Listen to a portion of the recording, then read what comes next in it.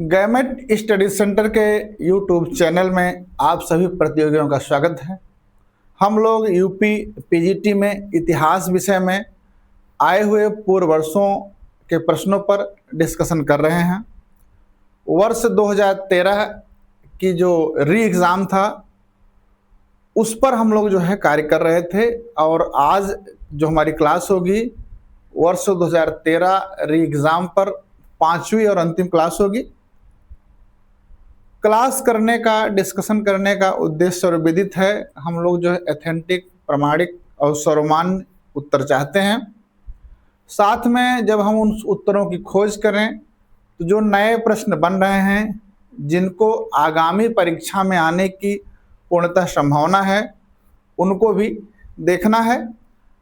Class प्रारंभ करने से पहले, डिस्कशन प्रारंभ करने से पहले आप सब लोगों से मेरा एक परंपरागत निवेदन रहता है कि गवर्नमेंट स्टडी सेंटर के यूट्यूब चैनल को आप सभी लोग सब्सक्राइब कर दीजिए।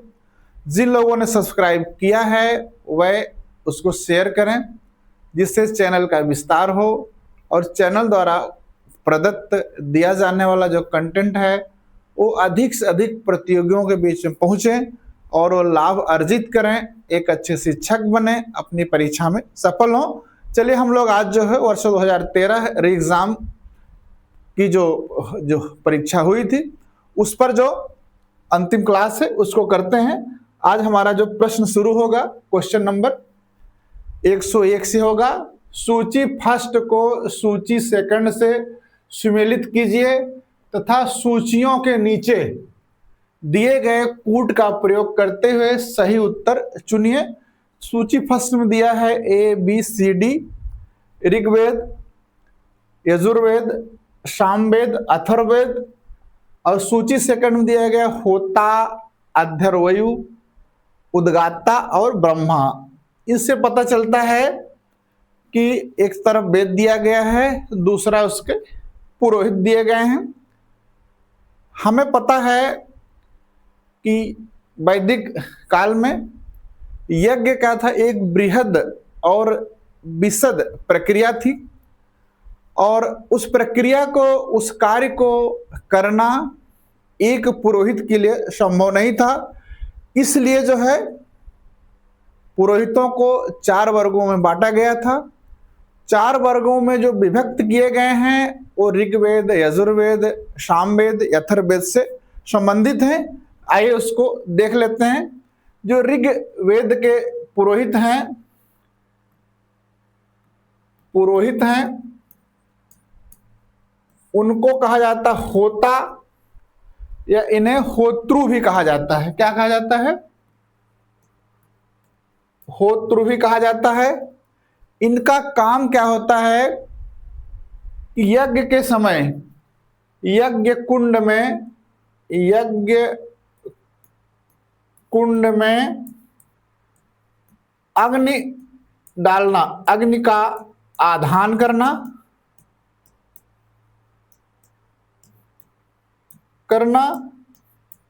तथा वेद मंत्रों के माध्यम से, वेद मंत्रों के माध्यम से देवताओं का आह्वान करना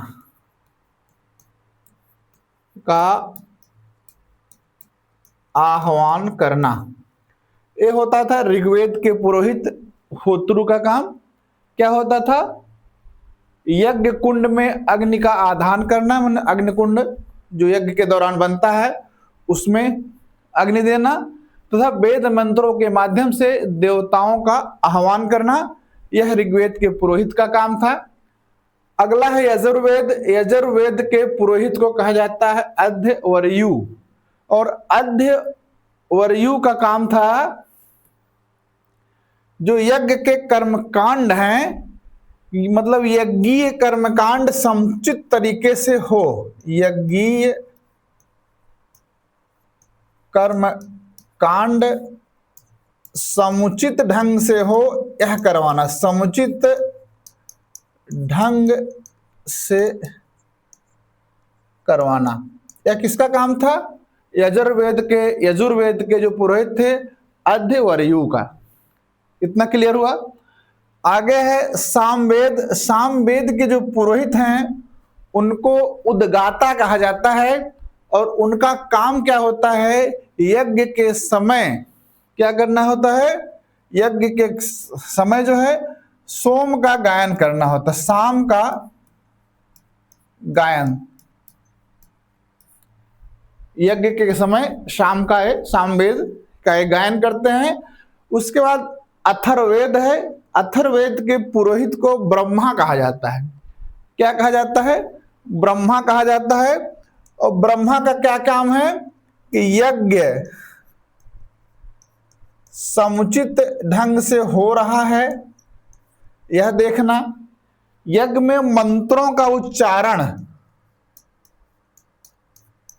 मंत्रों का उच्चारण सही ढंग से हो रहा है यह देखना किसका काम है, ब्रह्मा का काम है।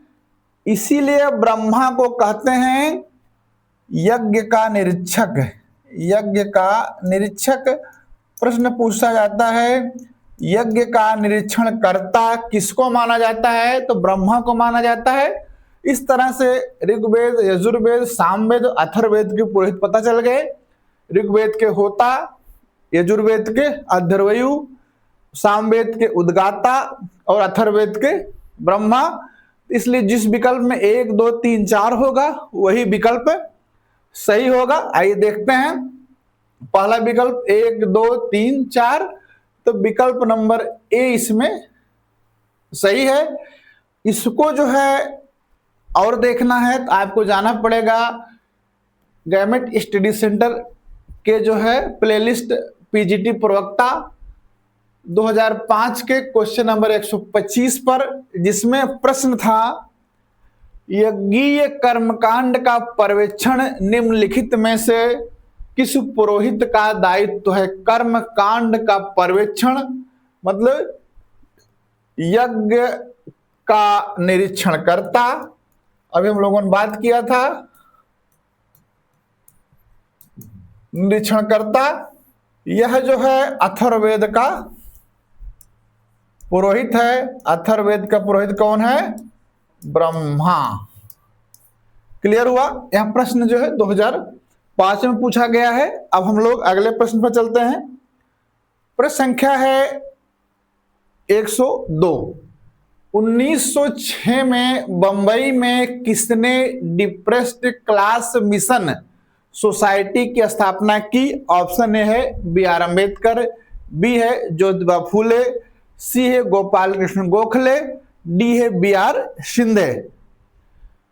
प्रश्न क्या है, डिप्रेस्ड क्लास मिशन सोसाइटी, इसकी स्थापना कहां हुई है, बंबई में हुई है। दिया है प्रश्न में कब हुई है, 1906 में हुई है। पूछा स्थापना किसने किया, तो ऑप्शन डी में आप देखिए जो करेक्ट ऑप्शन है बी आर शिंदे ने किया। बी आर शिंदे ने डिप्रेस्ड क्लास मिशन सोसाइटी की स्थापना क्यों की, क्योंकि दलित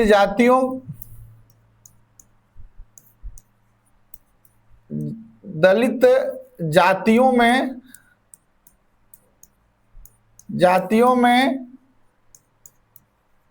अपने अधिकार के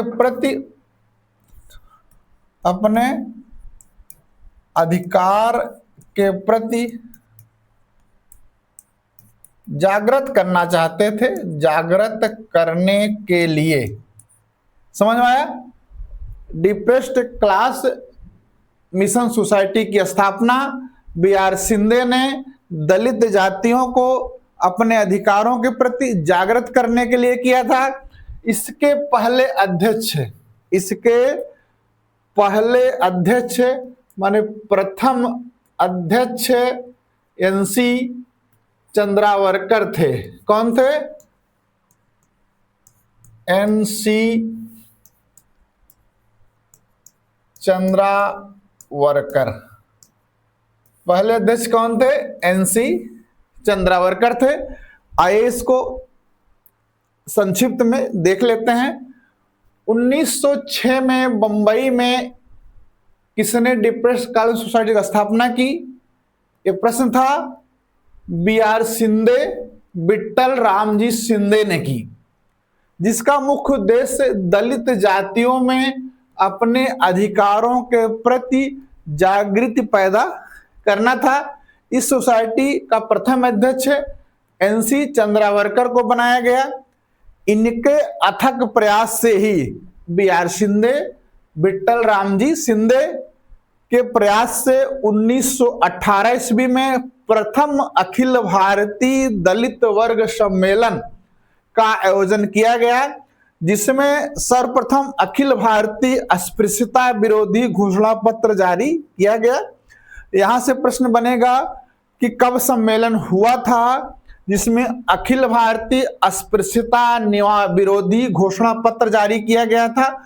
1918 में। किसके प्रयास से हुआ था? बी आर शिंदे के प्रयास से हुआ था। यह प्रश्न यहां से बन सकता है। आगे चलें। क्वेश्चन नंबर है 103, निम्नलिखित में से कौन सा युग्म सुमेलित नहीं है? आपसे हम बात करते हैं, जब आप प्रश्न करिए तो नहीं पर विशेष ध्यान दीजिएगा, क्योंकि आप जब लगातार पढ़ते जाते हैं तो नहीं आपके ध्यान में नहीं आता है, तो आप प्रश्न को क्या कर देते हैं? गलत कर देते हैं। इसलिए आपको जो है प्रश्न बहुत अच्छे से, पूरी तन्मयता से, पूरा ध्यान लगाकर प्रश्न को पढ़ना है। अगर नहीं दिख रहा है तो आप क्वेश्चन पेपर पर अंडरलाइन, गोला कुछ भी कर दीजिए ताकि आपको पता हो। ए है कौशल श्रावस्ती, बी है अंग चंपा, सी है चेद काम्पिल्य, डी है मत्स्य विराटनगर। अब इस प्रश्न को देखने से ये लग रहा है कि ये महाजनपद की बात की गई है, उनकी राजधानियों की बात की गई है। ये सुमेलित हैं कि नहीं, इसको देखना है। हम लोगों ने 16 महाजनपद के बारे में पढ़ा है, और यह भी पढ़ा है कि एक बौद्ध ग्रंथ है अंगुत्तर निकाय, एक जैन ग्रंथ है भगवती सूत्र, जिनमें हमको 16 महाजनपदों की सूचियां प्राप्त होती हैं। कौन कौन से ग्रंथ है? बौद्ध ग्रंथ है अंगुत्तर निकाय। ये सीधा सीधा प्रश्न पूछ देता है किसमें 16 महाजनपदों की सूची मिलती है? जैन है कौन सा? भगवती सूत्र। ठीक, अब आइए अपने प्रश्न में चलते हैं।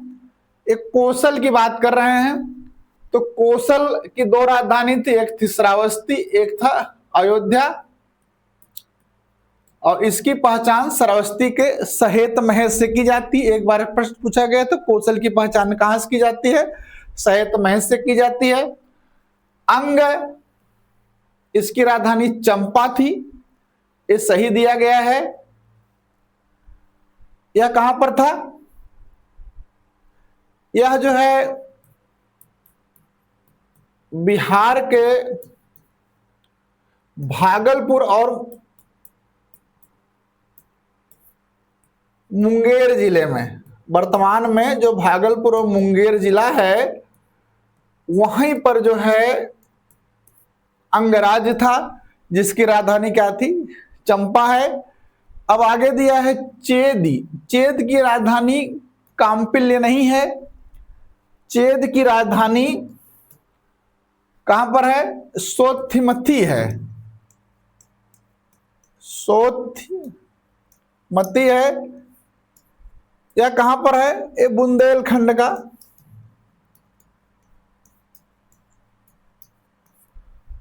का एरिया है, वर्तमान का बुंदेलखंड का एरिया है।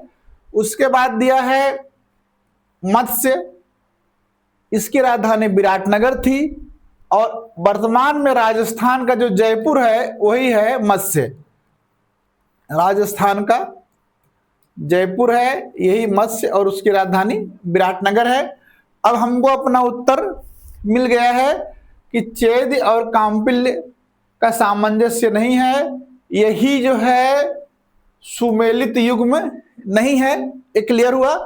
अब एक एक्स्ट्रा चीज जान दें, एक काम्पिल्य जो है एक इसकी राजधानी है तो इसको समझा जाए तो काम्पिल्य जो है, काम्पिल्य, ये काम्पिल्य जो प्रश्न पूछा गया है ये पांचाल की राजधानी था। और पांचाल जो है आधुनिक बरेली, बदायूं और फर्रुखाबाद का जो जिला है इसको मिला करके पांचाल महाजनपद बना था। बरेली, बदायूं और फर्रुखाबाद, इसकी दो राजधानियां थी, एक थी अहिच्छत्र और दूसरी थी काम्पिल्य। ये दिया हुआ है। इस तरह से आपको उत्तर मिल गया। आपको जो 16 महाजनपद हैं अंगुत्तर निकाय भगवती सूत्र में दिए गए हैं, उन 16 महाजनपदों की राजधानियां जानना है, वर्तमान में वो कहां पर अवस्थित हैं उसको जानना है। इसको जानने के लिए आपको फिर से जाना पड़ेगा गवर्नमेंट स्टडी सेंटर के प्लेलिस्ट पर, पीजीटी प्रवक्ता पर 2003 के क्वेश्चन नंबर 10 पर, जहां पर देखिए एक प्रश्न था, सूची फर्स्ट जनपद को सूची सेकंड राजधानी से सुमेलित करें तथा नीचे दिए गए कूटों में से सही उत्तर का चयन करें। देखिए यहां पूछा गया था कुरु की इंद्रप्रस्थ है, कुरु की कौन सी राजधानी? इंद्रप्रस्थ है। कौशल की क्या है? अयोध्या है। वत्स की कौशांबी है। मगध की राजधानी राजगिरी थी। पाटलिपुत्र बाद में जब हर्यक वंश के राजा अजातशत्रु के पुत्र उदयनी ने बनवाया, उदयनी ने राजधानी बनाई, तब पाटलिपुत्र हुई। प्रारंभ में यही राजधानी थी। वहां जाइएगा, एक पूरा टेबल बना करके 16 महाजनपद, राज्य, राजधानी, वर्तमान अवस्थित, इन सब के बारे में विस्तार से दिया गया है, वहां से देख लीजिएगा। अगला चलते हैं क्वेश्चन नंबर 104। जैन परंपरा के अनुसार बाहुबली किस तीर्थंकर का पुत्र है? ऑप्शन ए ऋषभनाथ, बी है पार्श्वनाथ, डी है महावीर, सी है महावीर, डी है नेमिनाथ। तो देखिए बाहुबली जो है ऑप्शन ए इसमें सही होगा। ऋषभनाथ, जिनको हम लोग ऋषभ देव के नाम से जानते हैं, इनके दो पुत्र थे, एक थे भरत, दूसरे थे बाहुबली, गोमतेश्वर। बाहुबली, गोमतेश्वर, समझ गए? और बाहुबली का एक प्रसिद्ध मंदिर है, कहां पर? एक प्रसिद्ध मंदिर है, एक प्रसिद्ध मंदिर कहां है? श्रवण बेलगोला के, श्रवण बेलगोला के इंद्रागिरी पर्वत पर, इंद्रागिरी पर्वत पर, श्रवण बेलगोला के इंद्रागिरी पर्वत पर बाहुबली गोमतेश्वर का प्रसिद्ध मंदिर है। श्रवण बेलगोला कहां पर है? ए है कर्नाटक के मैसूर में, कर्नाटक के मैसूर में है। इस मंदिर का निर्माण गंग वंश के राजा, गंग वंश के राजा राजमल्ल चतुर्थ, कौन? राजमल्ल चतुर्थ के मंत्री चामुंड राय ने करवाया था। अगर ये पूछे गोमतेश्वर का जो श्रवण बेलगोला में बाहुबली का जो मंदिर है उसका निर्माण किसने करवाया था? और इसी बाहुबली गोमतेश्वर की जो है एक के लिए एक उत्सव मनाया जाता है श्रवण बेलगोला में। प्रत्येक 12 वर्ष पर, प्रत्येक 12 वर्ष पर एक उत्सव मनाया जाता है जिसे महामस्तकाभिषेक कहते हैं। महामस्तकाभिषेक। क्या कहा जाता है? महामस्तकाभिषेक कहा जाता है। तो अब आपको क्लियर हो गया होगा कि बाहुबली किसके पुत्र थे और कहां पर उनका मंदिर है, कहां से वो संबंधित हैं। उत्तर आपको मिल गया। आइए इसको देख लेते हैं। जैन धर्म के प्रथम तीर्थंकर ऋषभ देव के पुत्र भरत एवं बाहुबली गोमतेश्वर थे। कर्नाटक के मैसूर जिला के श्रवणबेलगोला में इंदिरागिरी नामक पहाड़ी पर गोमतेश्वर बाहुबली का मंदिर है। इस मंदिर को गंग राजा राजमल्ल चतुर्थ के मंत्री चामुंड राय द्वारा 10वीं सदी में बनवाया गया। यहाँ गोमतेश्वर की 17 मीटर 57 फीट ऊंची प्रतिमा है, जहां 12 वर्ष पर इनका महत्वपूर्ण उत्सव महामस्तकाभिषेक आयोजित होता है। क्लियर हुआ? आगे चलें। चलिए, क्वेश्चन नंबर 105 है, निम्नलिखित में से किस स्थान पर 23वें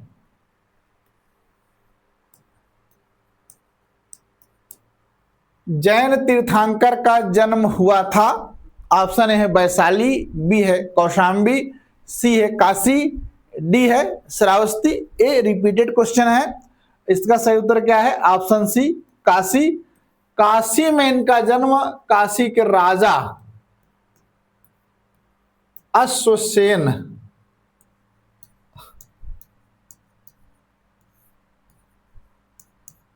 के घर हुआ था। अश्वसेन इनके पिता का नाम था।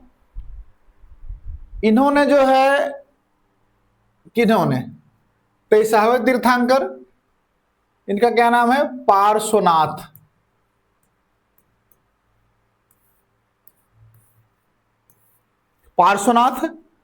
पार्श्वनाथ ने क्या किया? 83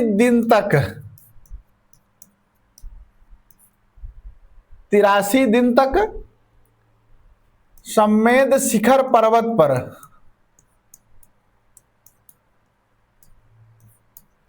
पर तपस्या करके ज्ञान प्राप्त किया। और इनके जो अनुयायी थे उनको निर्ग्रंथी कहा गया। क्या कहा गया? निर्ग्रंथी। और उन्होंने अपने इस संप्रदाय को 4 गणों में बांटा। कितने में बांटा? 4 गणों में बांटा। और प्रत्येक गण को गणधर कहा गया। क्या कहा गया? गणधर कहा गया। तो गणधर की अवधारणा पार्श्वनाथ द्वारा लाई गई। और जो पार्श्वनाथ की शिक्षा है उसको क्या कहते हैं? चतुर्याम।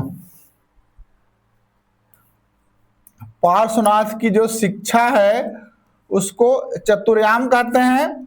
अभी आपको तब याद आ जाएगा जब आपको महावीर की शिक्षा पंच महाव्रत या पंच अणुव्रत कहते हैं। तो इनकी शिक्षा में 4 व्रत हैं, इसलिए चतुर्याम कहते हैं।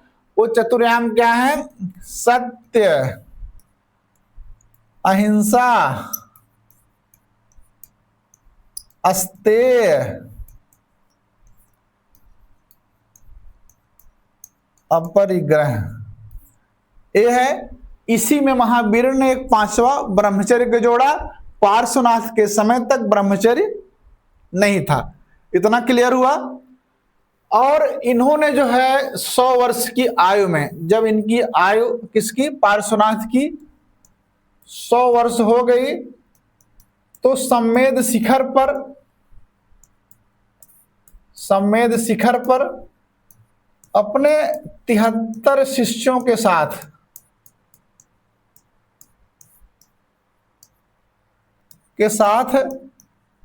निर्वाण प्राप्त किया। क्या किया? निर्वाण प्राप्त किया। और इसी कारण से किसको सम्मेद शिखर को, जो पारसनाथ पहाड़ी पर है, उसको कहते हैं जैन सिद्ध क्षेत्र। और जैन सिद्ध क्षेत्र। और आपकी परीक्षा में एक प्रश्न पूछा जा सकता है कि जैन सिद्ध क्षेत्र किसको कहते हैं, और वहां विकल्प में आपको क्या मिलेगा, सम्मेद शिखर मिलेगा। वहां से उसको जाकर के देख लीजिएगा। और ये देखिए, इससे पहले कितनी बार प्रश्न पूछा गया है, पीजीटी 2000, पीजीटी 2003, पीजीटी 2016। प्रश्न क्या थे, जैन धर्म के 23वें तीर्थंकर पार्श्वनाथ का जन्म स्थान कहाँ था। प्रश्न संख्या 12, जैन धर्म के 23वें तीर्थंकर माने जाते हैं। 2016 में 23वें तीर्थंकर पार्श्वनाथ निम्नलिखित किस स्थान के रहने वाले थे। यही प्रश्न है 3 बार, और 2013 के री एग्जाम में 4थी बार भी पूछ लिया गया है। अब क्वेश्चन नंबर 106 है, देवनंदा जैन धर्म में किस रूप में प्रसिद्ध है। ऑप्शन है महावीर की माता, बी है महावीर की पत्नी, सी है महावीर की भगनी, डी है महावीर की मौसी। तो देवनंदा के बारे में समझा जाए। देवनंदा एक ब्राह्मण थे,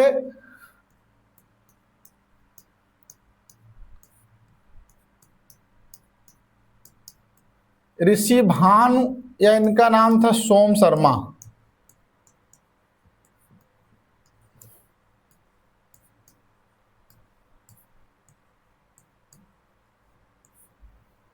देवनंदा क्या थी, एक ब्राह्मण थे ऋषि भानु।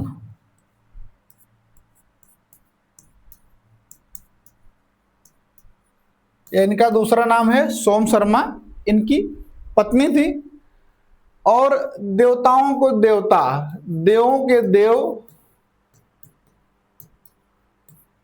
इंद्र को दिव्य ज्ञान प्राप्त हुआ। क्या दिव्य ज्ञान प्राप्त हुआ कि जो 24वें तीर्थंकर हैं, 24वें तीर्थंकर देवनंदा के गर्भ में अवतरित हो गए हैं।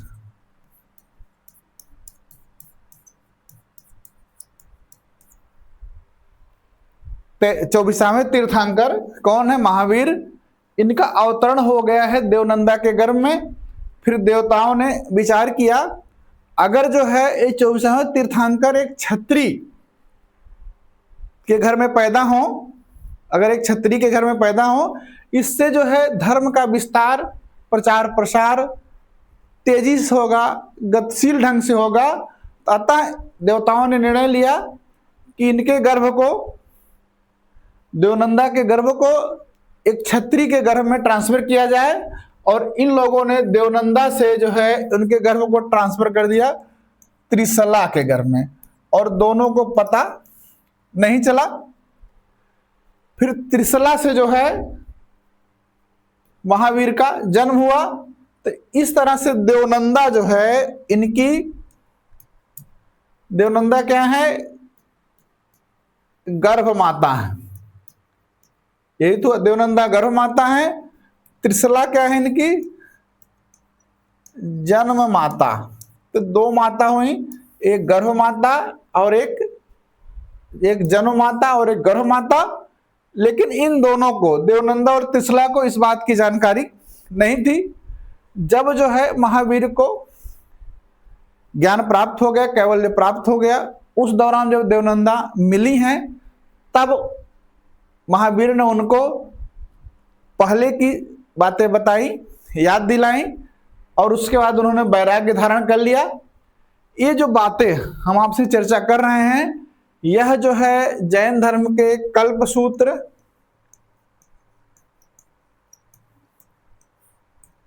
आदि पुराण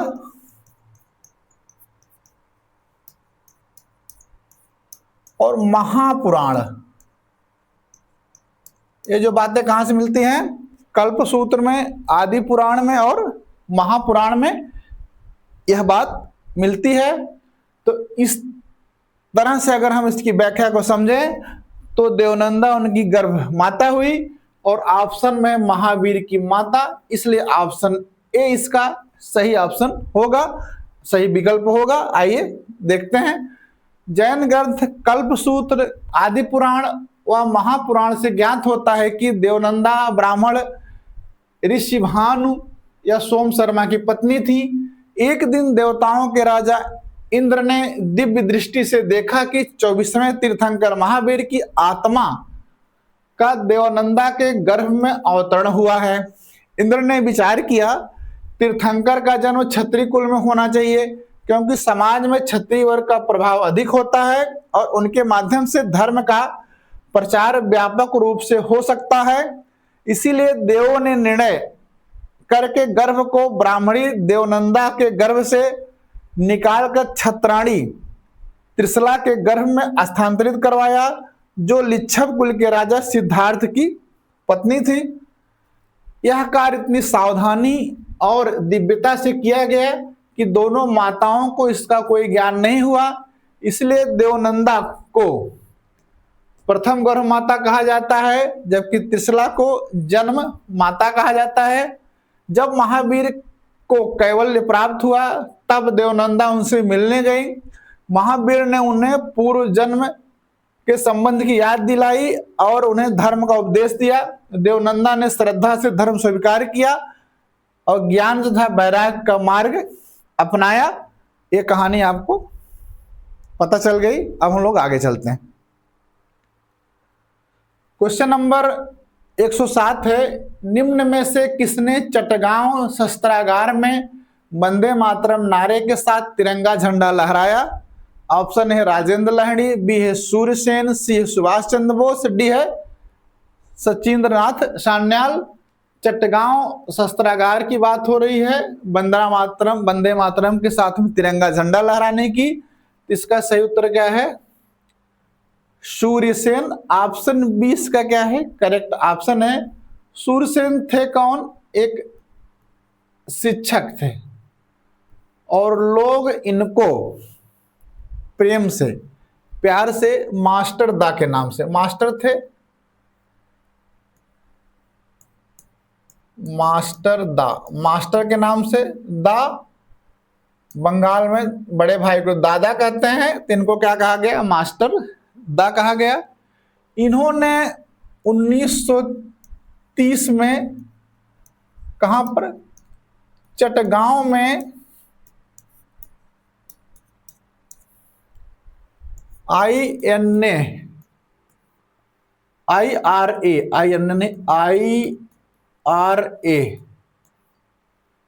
की स्थापना की।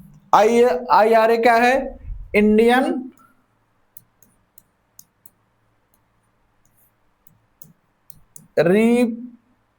रिपब्लिकन आर्मी की स्थापना की चटगांव में। और अप्रैल 1930 में चटगांव, बारीसाल, मेमन सिंहपुर,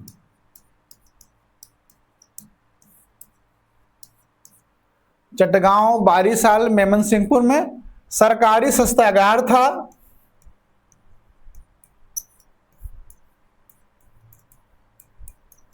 इस पर आक्रमण कर दिया। सरकारी शस्त्रागार कहां पर था? चटगांव, बारीसाल और मेमन सिंहपुर में। इस पर क्या किया? आक्रमण किया और इस पर कब्जा कर लिया। कब्जा करने के बाद वंदे मातरम अपने 65 साथियों के साथ वंदे मातरम इंकलाब जिंदाबाद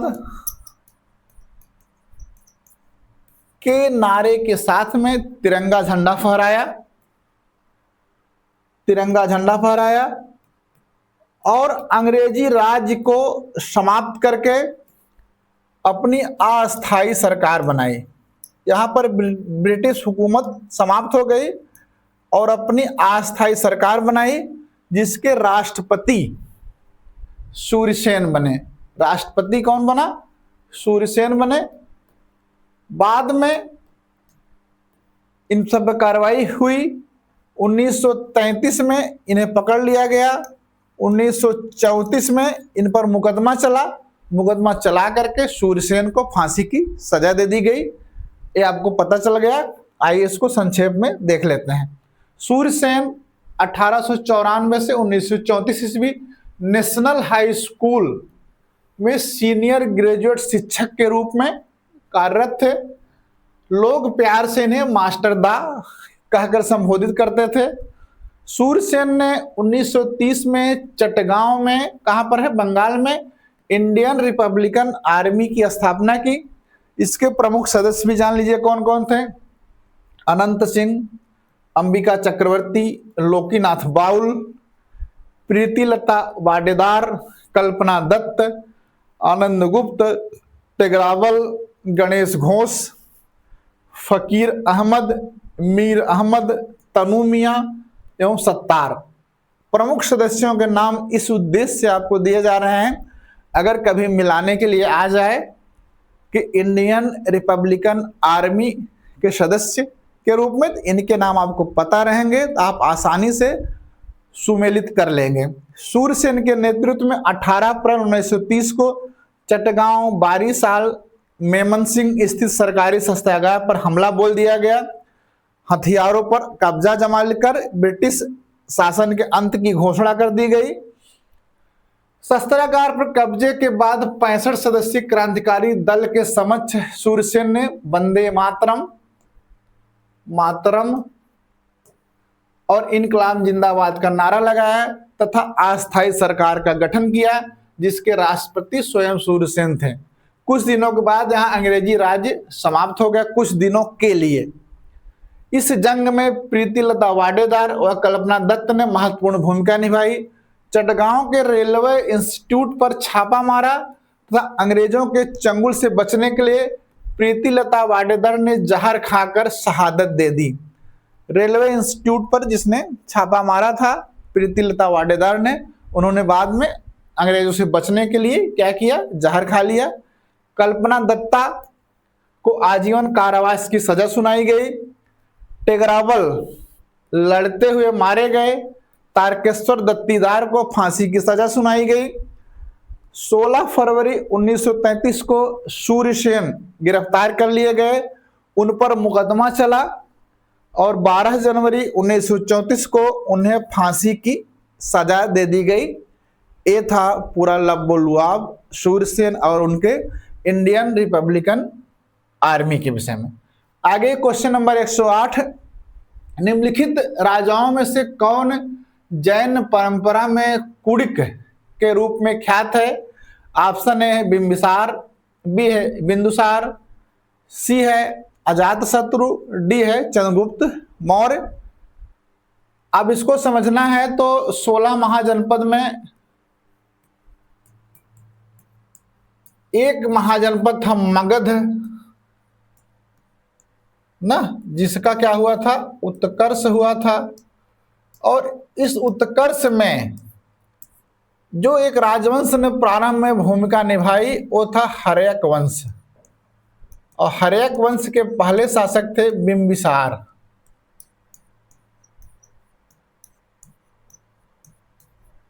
बिंबिसार के बाद उनका पुत्र अजातशत्रु, अजातशत्रु गद्दी बैठा। इसी अजातशत्रु को जैन परंपरा में, कुड़िक कहा जाता है। क्या कहा जाता है? कुड़िक। जैन परंपरा में कुड़िक कहा जाता है तथा बौद्ध परंपरा में इसे अजातशत्रु और वैदेही पुत्र कहा जाता है। समझ में आया? तो इससे आपको पता चल गया कुड़िक कौन है। ऑप्शन सी में दिया गया अजातशत्रु है। अब हम लोग जो है अजातशत्रु के बारे में और कौन कौन से प्रश्न बन सकते हैं उनको भी संक्षेप में देख लेते हैं। आइए, अजातशत्रु 492 ईसा पूर्व से 460 ईसा पूर्व। हर्यक वंशी बिंबिसार का पुत्र अजातशत्रु मगध का राजा था। जैन परंपरा में इसे कुड़ीक, बौद्ध परंपरा में अजातशत्रु और वैदेही पुत्र की उपाधि दी गई थी। अजातशत्रु का सर्वप्रथम संघर्ष कौशल से हुआ, जबकि बिंबिसार की अजातशत्रु ने हत्या करवा दी। तब इस दुख से महाकौशला का भी निधन हो गया। बिंबिसार की पत्नी थी कौशल नरेश की राजकुमारी महाकौशला, और अजातशत्रु ने एक पितृहंता मानते हैं, अपनी पिता की हत्या करके गद्दी प्राप्त की। इस दुख से उनकी मां का स्वर्गवास हो गया। कौशल नरेश प्रसेनजीत ने क्रोधित होकर काशी पर अधिकार कर लिया और यही संघर्ष का कारण बना। मतलब कौशल और मगध के बीच अजातशत्रु के समय संघर्ष का कारण क्या था? काशी पर प्रसेनजीत का अधिकार। अजातशत्रु ने कौशल पर आक्रमण किया और विजय हुआ, परंतु दूसरे युद्ध में अजातशत्रु पराजित हुआ और उसे प्रसेनजीत ने बंदी बना लिया, परंतु अस्थायी शांति के लिए उसे मुक्त कर दिया और अपनी पुत्री वाजिरा का विवाह उससे कर पुनः काशी का प्रांत दहेज में दे दिया। समझ रहे हैं? उसको अपने बंदी गृह में बंद किया था, उसके बाद जब मुक्त किया ताकि दोनों के बीच अस्थायी शांति रहे, अपनी पुत्री वाजिरा का विवाह कौशल नरेश प्रसेनजीत ने अजातशत्रु से कर दिया। अजातशत्रु का दूसरा संघर्ष वज्र संघ से हुआ। वज्र संघ में वैशाली के लिच्छवी प्रमुख थे। इस संघर्ष के भिन्न भिन्न कारण बताए गए। कारण क्या है? जो वज्जियों से हुआ, बहुत प्रसिद्ध संघर्ष है, इसमें बहुत सी नई नई चीजें जुड़ी हैं। विनय पिटक जो बौद्ध ग्रंथ है बताता है के अनुसार लिच्छवी लोग रात को मगध की राजधानी पर उत्तर की ओर से आक्रमण करके लूटपाट करते थे। लिच्छवी लोग क्या करते थे? मगध की राजधानी पर आक्रमण करके लूटपाट करते थे। सुमंगल विलासिनी के अनुसार गंगा नदी के किनारे रत्नों की खान थी, जिस पर वज्र और मगध दोनों अधिकार करना चाहते थे। तीसरा, जैन ग्रंथों के अनुसार बिंबिसार के चेलना या छेलना से उत्पन्न पुत्र हल और बेहल। बिंबिसार की एक पत्नी थी चेलना, जिनके पुत्र थे हल और बहल, जो बिंबिसार की मृत्यु के बाद अपने नाना चेटक के पास चले गए। बिंबिसार द्वारा उन्हें दिए गए हाथी और रत्नों के हार की मांग अजातशत्रु ने की, तो चेटक ने देने से मना कर दिया। यही युद्ध का कारण बताया जाता है।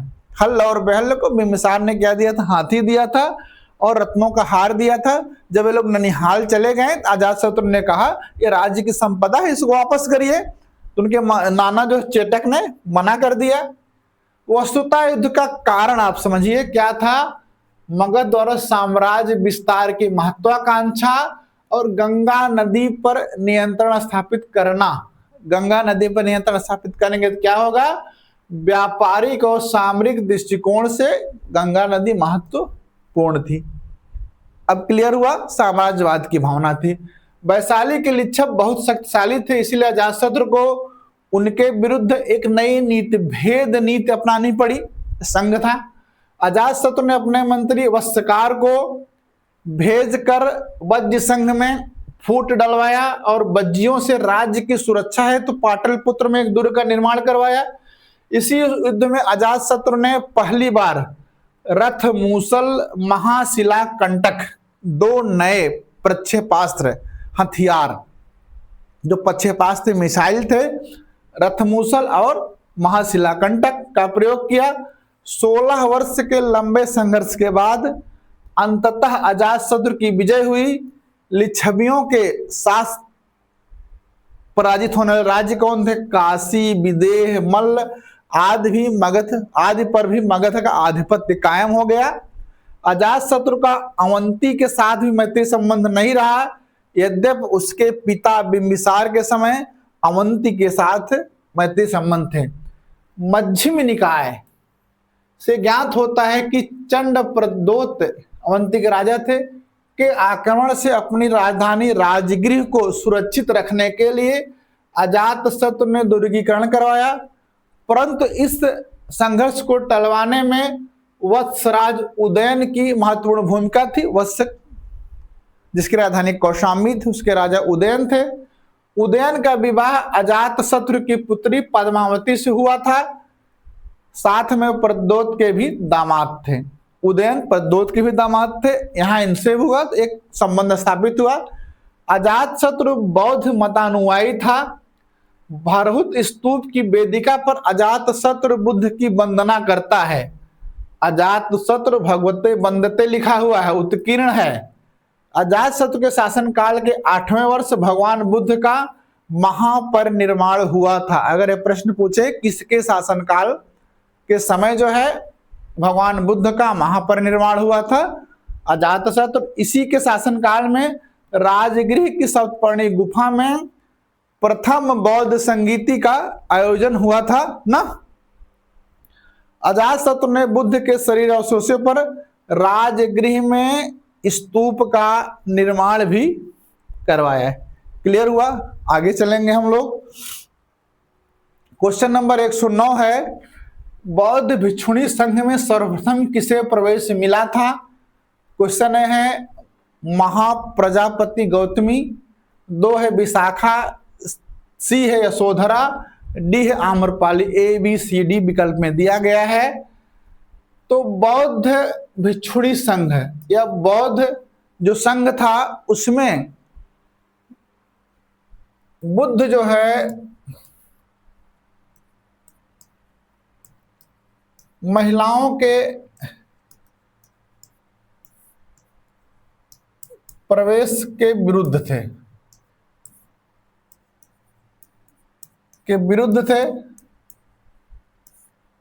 जब इनके प्रिय शिष्य आनंद ने आग्रह किया, आनंद के आग्रह पर जब कहा भगवान महिलाओं को भी अष्टांगिक मार्ग अपनाकर मुक्ति प्राप्त कर सकती हैं, तब जाकर के बुद्ध ने महिलाओं के लिए नियम बनाए और नियम बनाने के उपरांत जो है बौद्ध संघ में महिलाओं के प्रवेश की अनुमति दी। और प्रथम महिला जिसने बौद्ध संघ में प्रवेश प्राप्त किया था वह थी उनकी मौसी। क्या नाम था? महाप्रजापति गौतमी। ऑप्शन ए सही है, ये इनकी मौसी थी। समझ में आया? और यह प्रश्न पहले भी पूछा गया है। देखिए 2000 में पूछा गया, 2016 में पूछा गया है। बौद्ध धर्म को स्वीकार करने वाली प्रथम महिला कौन थी? निम्नलिखित में कौन प्रथम भिक्षुणी थी? यह प्रश्न पहले भी पूछा गया है। क्वेश्चन नंबर 110 है, निम्नलिखित में से किसे बौद्ध परंपरा में भावी बुद्ध कहा गया है? ऑप्शन है मैत्रेय, बी है अवलोकितेश्वर, सी है वज्रप्राणी, डी है मंजुश्री। देखिए बौद्ध धर्म में जैसे हमारे यहाँ वैष्णव धर्म में विष्णु के अवतार की बात की जाती है, वैसे बौद्ध धर्म में बोधिसत्व की अवधारणा है। क्या है? बोधिसत्व की अवधारणा है। और बोधिसत्व वह व्यक्ति होते हैं जिनको निर्वाण प्राप्त हो गया है। इनको क्या हो गया है? निर्वाण प्राप्त हो गया है। और एक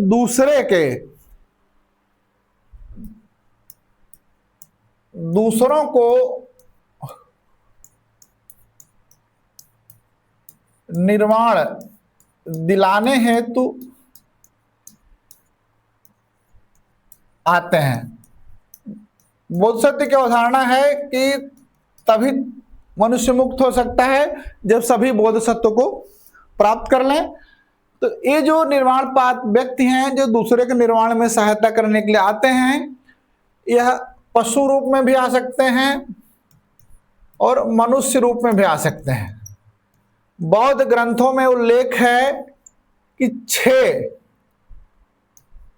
रूप में आने का उल्लेख है, जिसमें से 5 रूपों में तो आ चुके हैं, एक में भविष्य में आएंगे।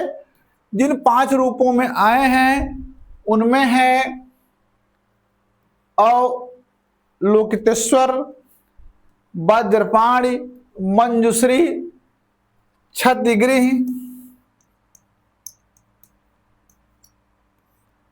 अमिताभ। और जो एक रूपों में जो आने की संभावना है वो है मैत्रेयी या मैत्रेय। ऑप्शन ए आपका सही है। इन्हीं को भविष्य का बुद्ध भी कहा, भविष्य का बुद्धा या भविष्य का बुद्ध कहा जाता है। ये अवधारणा क्लियर हुई। आइए इसको हम लोग देख लेते हैं। बौद्ध धर्म की महायान शाखा का आदर्श क्या है? बोधिसत्व है। बोधिसत्व ऐसे व्यक्ति हैं जो निर्वाण प्राप्त कर लेने के बाद भी अन्य व्यक्तियों को निर्वाण में सहायता करने के लिए आते हैं।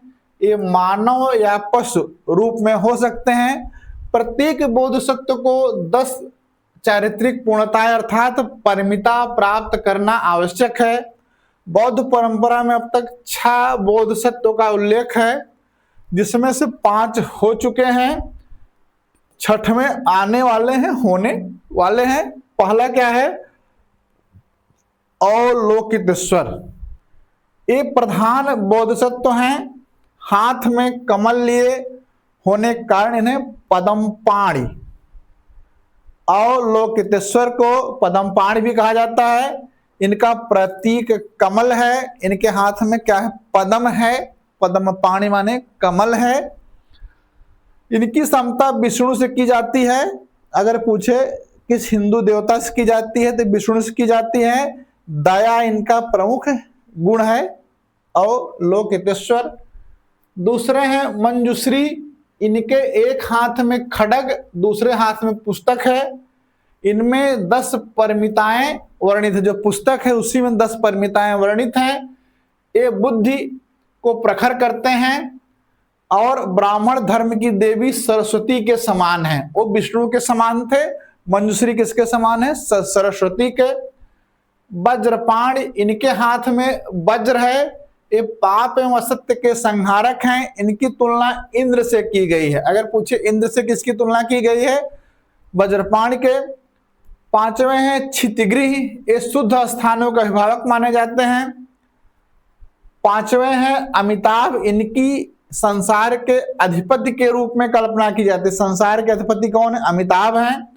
इनको स्वर्गीय बुद्ध, ये स्वर्गीय बुद्ध हैं। अगर पूछे किस बोधिसत्व को स्वर्गीय बुद्ध कहते हैं? अमिताभ को। महायान में स्वर्ग को सुखावती और नरक को अवधि कहा गया है। सुखावती और अवधि 2 शब्द हैं स्वर्ग और नरक के लिए। मैत्रेय, यह भविष्य के बोधिसत्व हैं। इन्हें भावी बुद्ध कहा गया है। इनकी मान्यता हीनयान और महायान दोनों संप्रदाय में हो। जबकि आगे जो 5 हम लोगों ने चर्चा की उनकी मान्यता केवल महायान में है। इनकी दोनों में है। एक कलश धारण करते हैं। इनका प्रतीक नागेश्वर पुष्प होगा। इनको वरद मुद्रा में प्रदर्शित किया जाता है। मुकुट पर लघु चैत्य दर्शाया जाता है। मुकुट पर क्या? लघु चैत्य दर्शाया जाता है। गांधार कला में बोधिसत्वों की मूर्तियों में सर्वाधिक मैत्रेय की ही है। ये जब अवतरित होंगे ना तो कहां पर होगा? बोध गया स्थित कुक्कुट पद पर्वत पर सीधे उतरेंगे। यह कल्पना की गई इनके बारे में। जब ये अवतरित होंगे तो बोध गया स्थित कुक्कुट पद पर्वत पर डायरेक्ट उतरेंगे। अब आपके समझ में आ गया होगा। आपका उत्तर मैत्रेयी है। क्लियर? चलिए आगे। Question number 111। बुद्ध चरित्र नामक ग्रंथ का लेखक कौन है? ऑप्शन ए है धर्मपाल, बी है नागार्जुन, सी है बुद्ध घोष, डी है अश्वघोष। ये रिपीटेड क्वेश्चन है पुराना। इसका सही उत्तर क्या है? अश्वघोष है। अश्वघोष कौन है? कुषाण शासक, प्रसिद्ध शासक का नाम आप जानते होंगे, कनिष्क। इनके राजकवि हैं। ये राजकवि हैं। ये नाटककार हैं। एक कवि हैं, ये दार्शनिक हैं, ये संगीतकार हैं, और इनकी जो तुलना है, तुलना पश्चिम के कुछ विद्वानों से की जाती है। मिल्टन, कांट, गेटे, वॉल्टेयर।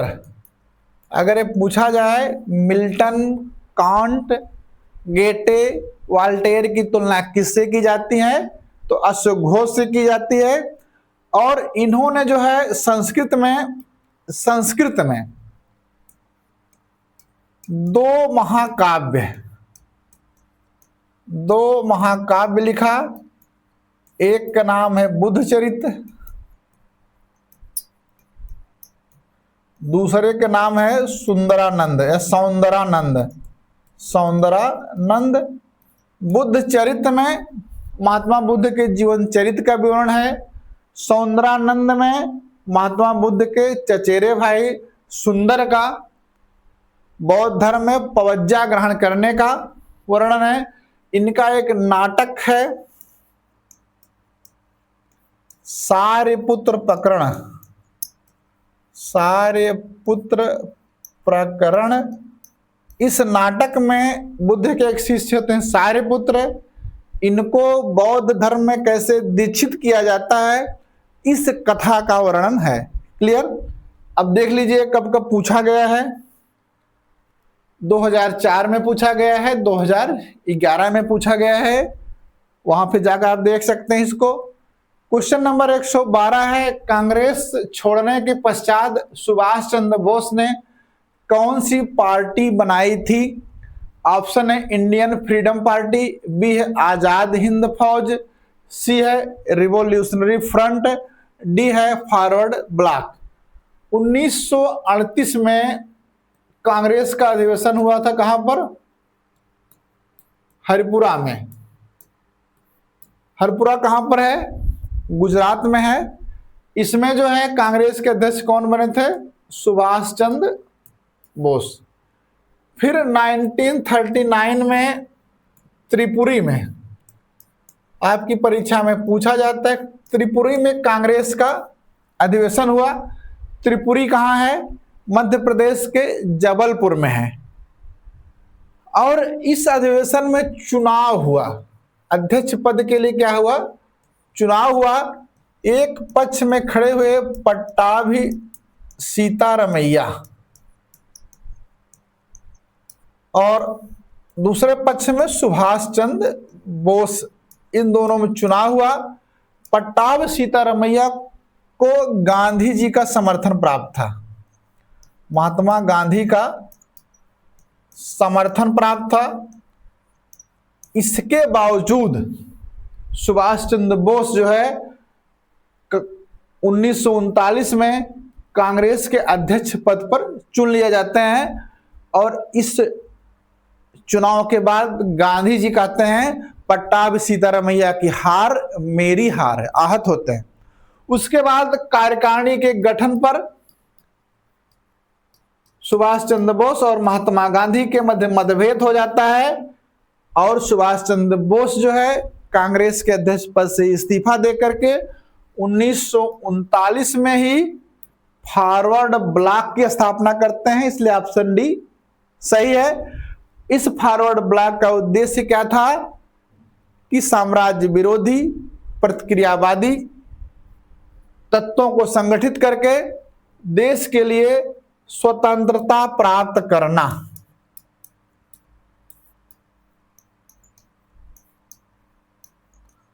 स्वतंत्रता प्राप्त करना इसका लक्ष्य था। आइए हम लोग सुभाष चंद्र के बारे में जल्दी से तेजी से कुछ चीजें हैं उसको देख लें। सुभाष चंद्र बोस को नेताजी के नाम से विख्यात, इनका जन्म 23 जनवरी 1897 ईस्वी में उड़ीसा के कटक में हुआ था। इन्होंने कलकत्ता विश्वविद्यालय से स्नातक की उपाधि और बाद में इंग्लैंड चले गए।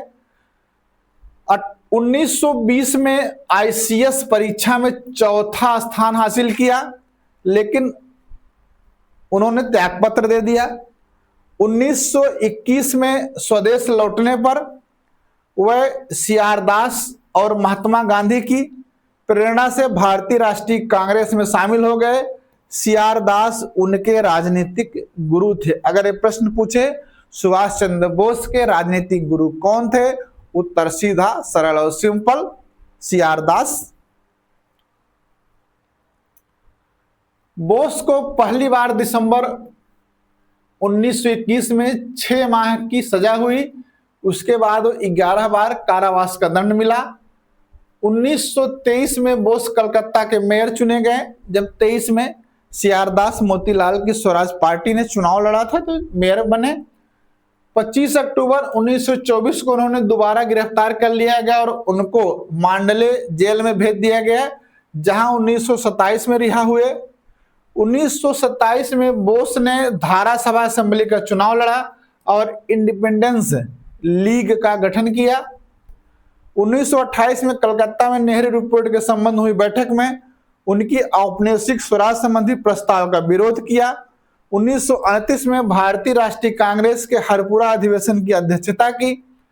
1939 में गांधी जी के विरोध के बाद भी कांग्रेस के त्रिपुरी अधिवेशन के अध्यक्ष पद पर निर्वाचित हुए। उन्होंने अधिवेशन में अपने अध्यक्षीय भाषण में सुझाव दिया, स्वाधीनता की राष्ट्रीय मांग एक निश्चित समय के अंदर पूरी करने के लिए ब्रिटिश सरकार के सामने रखी जाए और ब्रिटिश सरकार द्वारा निर्धारित अवधि तक मांग पूरी न करने पर सबने आंदोलन, सत्याग्रह आंदोलन शुरू कर देना चाहिए। किंतु कांग्रेस वर्किंग कमेटी के बहुसंख्यक सदस्यों, जो महात्मा गांधी के कट्टर अनुयायी थे, उनके निरंतर विरोध के फलस्वरूप अप्रैल 1939 को अध्यक्ष पद से त्यागपत्र दे दिया। कांग्रेस से त्यागपत्र देने के बाद 1939 में बोस ने फॉरवर्ड ब्लॉक का गठन किया, जिसका उद्देश्य साम्राज्यवाद विरोधी तथा प्रगतिशील तत्वों को सरकार के विरुद्ध एकत्र कर भारत को स्वतंत्र कराना था। इसके बाद का जब बोस का इतिहास, जब 1943 में सिंगापुर में अस्थायी सरकार का गठन करते हैं, आजाद हिंद फौज की सरकार बनाते हैं, वहां किसी न किसी परीक्षा में देख लेंगे। आइए हम लोग आगे चलते हैं। प्रश्न संख्या 113, प्राचीनतम विष्णु मूर्ति कहां से प्राप्त हुई है? ए है उत्तर प्रदेश, बी है छत्तीसगढ़, सी है बिहार, डी है मध्य प्रदेश। विष्णु की जो प्राचीनतम मूर्ति है वो वाराह अवतार की है। कौन सी? वाराह अवतार की है और ये है मिली कुषाण काल में। कब है? कुषाण काल में। और कुषाण काल में जो पहली मूर्ति विष्णु की मिली है वो मथुरा से मिली है। और मथुरा कहां पर है? उत्तर प्रदेश में है। इसलिए इसका विकल्प क्या है? Option A Uttar Pradesh. ए वराह अवतार क्या है? विष्णु का अवतार है। जब हिरण्याक्ष नामक एक राक्षस ने पृथ्वी को समुद्र में फेंक दिया तो समुद्र में पृथ्वी को डूबने से बचाने के लिए विष्णु ने वाराह का अवतार धारण कर लिया और पृथ्वी को डूबने से बचाया है। उस अवतार की जो मूर्तियां मिलती हैं वो कहां से मिली है? पहली मथुरा से मिली है। वो कहां पर है? उत्तर प्रदेश में है। सही उत्तर मिल गया। आइए देख लेते हैं। हिरण्याक्ष ने जब पृथ्वी को समुद्र में फेंक दिया तो विष्णु ने वाराह का रूप धारण करके पृथ्वी को समुद्र तल से उठा लिया। कुषाण काल से वराह अवतार की प्रतिमा का निर्माण प्रारंभ हुआ। कुषाण कालीन वराह अवतार की मूर्ति मथुरा से मिलती है, जो विष्णु की प्राप्त प्राचीनतम प्रतिमाओं में एक है। एक हम लोग मध्य प्रदेश के उदयगिरी में भी वराह अवतार की प्रतिमा मिलती है, जिसमें जो है देवनागरी लिपि में लेख लिखे हुए हैं। वो किसके काल के हैं? चंद्रगुप्त द्वितीय विक्रमादित्य के कालीन है। दक्षिण के चालुक्य राजाओं का अधिकांश लेख विष्णु के वराह अवतार की आराधना से प्रारंभ होता है। पूछेगा कि किस राजाओं के अभिलेख का प्रारंभ है? विष्णु के वराह अवतार की पूजा से प्रारंभ होता है तो चालुक्य राजाओं के। 10वीं 11वीं शताब्दी में निर्मित बराह प्रतिमा ललितपुर से मिली है। क्लियर। आगे चलते हैं क्वेश्चन नंबर 114 पर। विष्णु और शिव के संयुक्त विग्रह की संज्ञा क्या है? ऑप्शन ए हरिहर, बी है महेश्वर, सी है अर्धनारीश्वर, डी है विष्णु लोकेश्वर। तो विष्णु और जो शिव को संयुक्त किया जाता है तब जो प्रतिमा हमको प्राप्त होती है उसकी बात होती है विष्णु। विष्णु को कहा जाता है हरि। विष्णु क्या कहा जाता है? हरि कहा जाता है। शिव को क्या कहा जाता है? हर कहा जाता है। ये हरि हैं, वो हर हैं। जब हरि और हर को मिलाएंगे तो क्या बनेगा? हरिहर। और इसलिए विष्णु और शिव के संयुक्त विग्रह की कथा क्या है? हरिहर की कथा है। इसलिए ऑप्शन ए है इसमें हरिहर। क्लियर। अब हम लोग देख लेते हैं कि शिव की और कौन कौन सी प्रतिमाएं फेमस हैं जो परीक्षा में आ सकती हैं, हमारे जानकारी के लिए जरूरी भी हैं। उन सबको हम लोग देख लेते हैं। शिव के 8 रूपों की पूजा की जाती है और इन्हीं 8 रूपों की अष्टमूर्तियां बनती हैं। इसमें से 4 विध्वंसकारी रूप हैं, रुद्र, शर्व, उग्र और अशनि। ये कैसे रूप हैं? विध्वंसकारी। 4 कल्याणकारी रूप हैं, भव, पशुपति, महादेव और ईशान। क्लियर। अब आइए देखते हैं सोम स्कंद प्रतिमा क्या है। सोम स्कंद प्रतिमा शिव के साथ उमा एवं स्कंद को शामिल कर, शिव के साथ में उमा को और स्कंद को शामिल करते हैं। कैसी प्रतिमा बनती है? सोम स्कंद का निर्माण होता है। यही पल्लव कला में शिव का सर्वाधिक लोकप्रिय रूप है। पल्लव कला में आनंद तांडव प्रतिमा, सर्वप्रथम शिव के आनंद तांडव मुद्रा की प्रतिमाएं पल्लव काल में बनाई गई। दक्षिणामूर्ति, शिव दक्षिणामूर्ति में कैसे मिलते हैं? दक्षिण भारत में शिव के दक्षिणामूर्ति में वह सार्वभौम शिक्षक के रूप में विराजमान रहते हैं।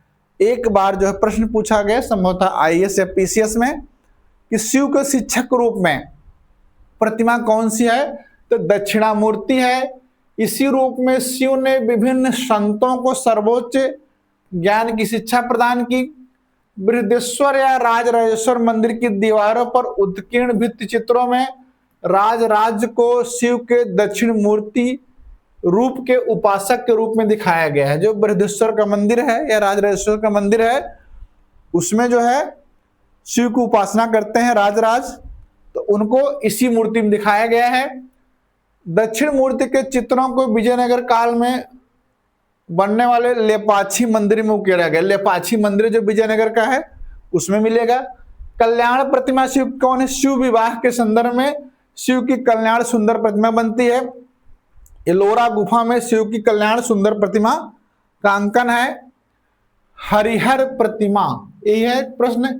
इसमें आधा हिस्सा हरि माने विष्णु का, आधा हिस्सा हर माने शिव का माना जाता है। बादामी की गुफाओं में हरिहर की प्राचीनतम प्रतिमा मिली है। बादामी की हरिहर की संकल्पना का आदिम रूप हुबिस्क की मुद्रा पर दिखता है, परंतु हरिहर का मूर्ति रूप गुप्त काल के कलाविदों की देन है। समझ गए? ये आदिम संकल्पना हुबिस्क की मुद्रा पर मिलता है और हरिहर का मूर्त रूप गुप्त काल की देन है वहां के कलाकारों के।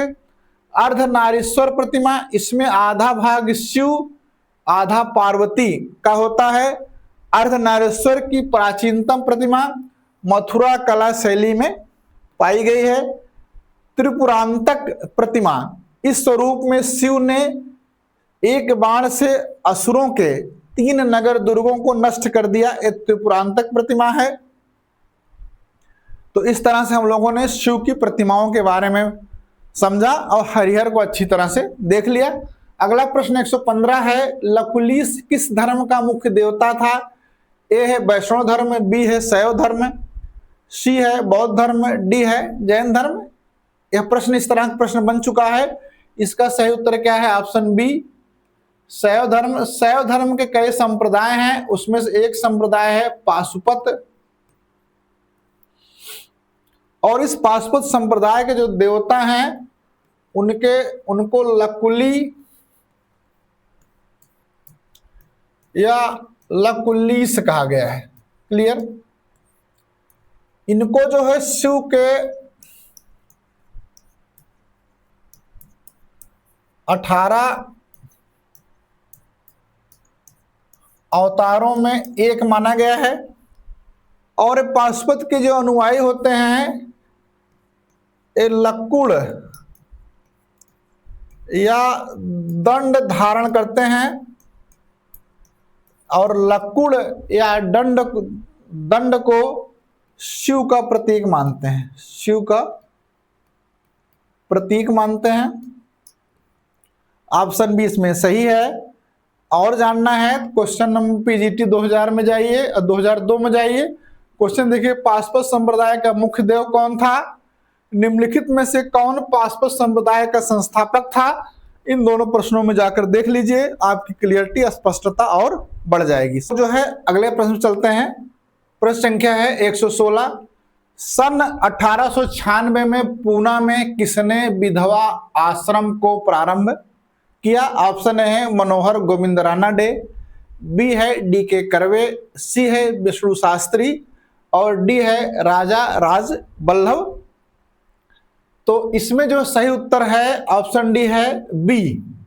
ऑप्शन बी है डीके कर्वे। डीके कर्वे के बारे में अभी पीछे एक प्रश्न हम लोग, भारत में पहली महिला विश्वविद्यालय का स्थापना 1916 में किसने किया था? डीके कर्वे को वहां देखा था।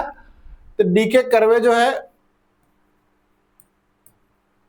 फर्ग्यूसन कॉलेज के प्रिंसिपल थे, कॉलेज के प्रोफेसर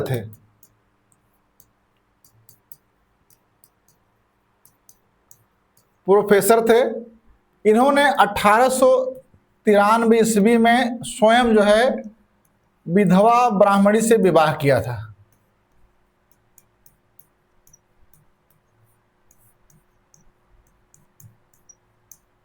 विधवा ब्राह्मणी से क्या किया था? विवाह किया था, और विधवा पुनर्विवाह संघ के सचिव बन गए थे। और 1893 में इन्होंने विधवा पुनर्विवाह मंडली की स्थापना की थी। विधवा विवाह मंडली की स्थापना की थी। और 1896 में जो आपका प्रश्न है, पूना में विधवा आश्रम खोला, विधवा आश्रम की स्थापना की। इतना क्लियर हुआ? 1896 में पूना में विधवा आश्रम, एक पूछा क्या जा रहा है, विधवा आश्रम किसने प्रारंभ किया 1896 पूना में?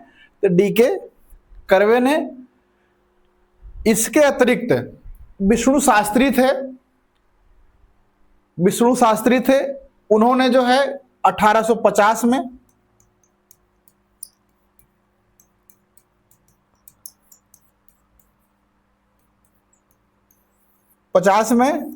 इन्होंने विधवाओं के लिए काम किया, विधवा विवाह संरक्षण पर चीजों को आगे बढ़ाया। इसके बाद गुजरात के एक थे करसोनजी मल जी। उन्होंने जो है, कौन? करसोनजी मल जी गुजरात के थे। गुजरात के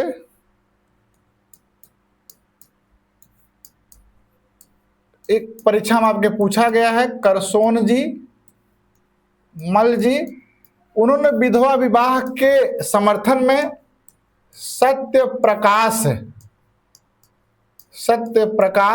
नामक पत्रिका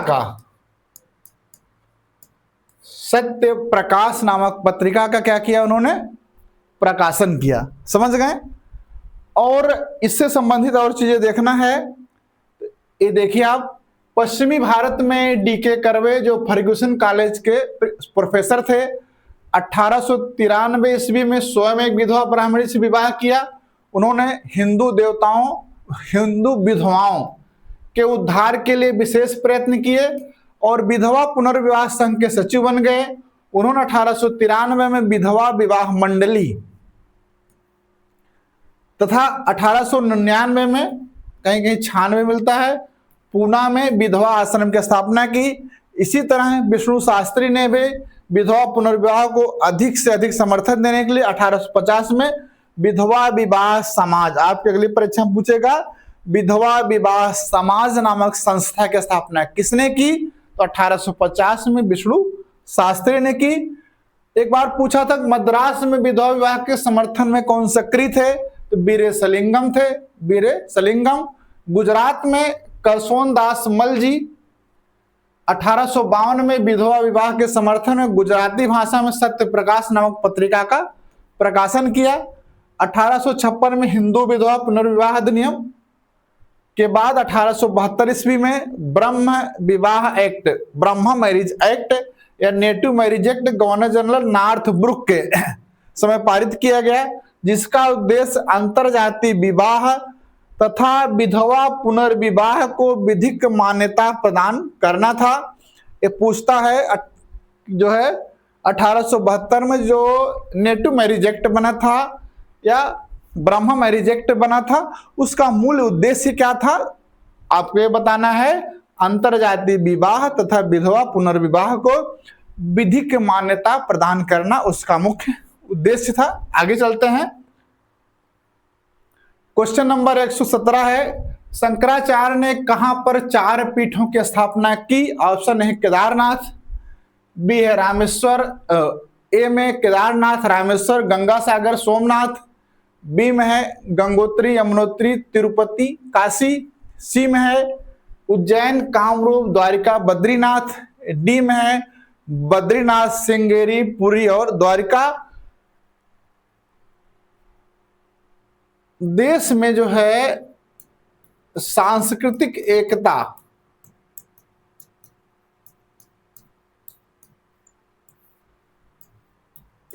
स्थापित करने के लिए शंकराचार्य ने 4 मठों की स्थापना की। ज्योतिर्मठ या ज्योतिर्पीठ बद्रीनाथ, श्रृंगेर पीठ श्रृंगेरी, शारदा पीठ पुरी और गोवर्धन पीठ द्वारिका स्थापित की। ये है ऑप्शन डी इसका सही है।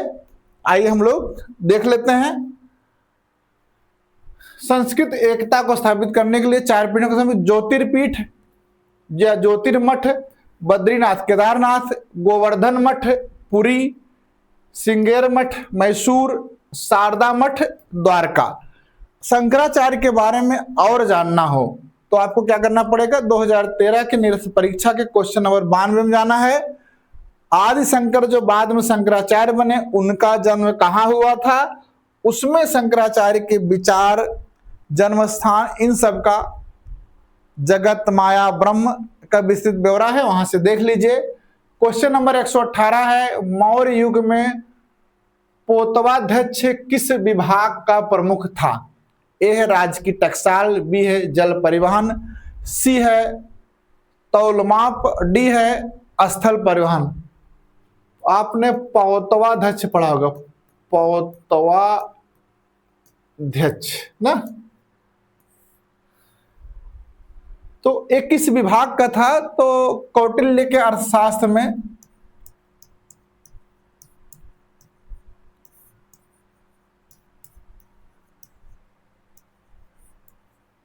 विभाग और उसके अध्यक्ष, तीर्थ और अध्यक्षों का वर्णन है